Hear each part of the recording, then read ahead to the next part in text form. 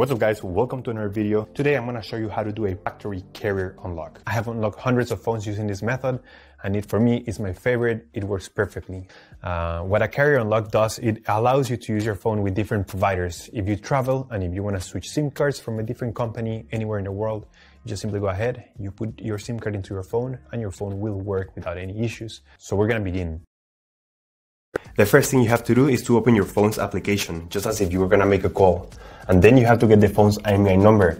Alright, so to get the phone's IMEI number, we're going to dial *#06#. As you will see, your 15-digit number will appear in the screen of your phone. Now with this number in hand, we're going to go to the computer. We're going to use this website to request the unlock code to unlock this phone.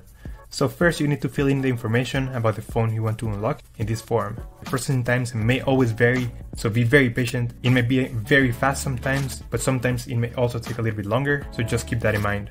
Okay, so after you have waited the estimated amount of time, you're gonna get an email, and I'm gonna show you how the email will look like.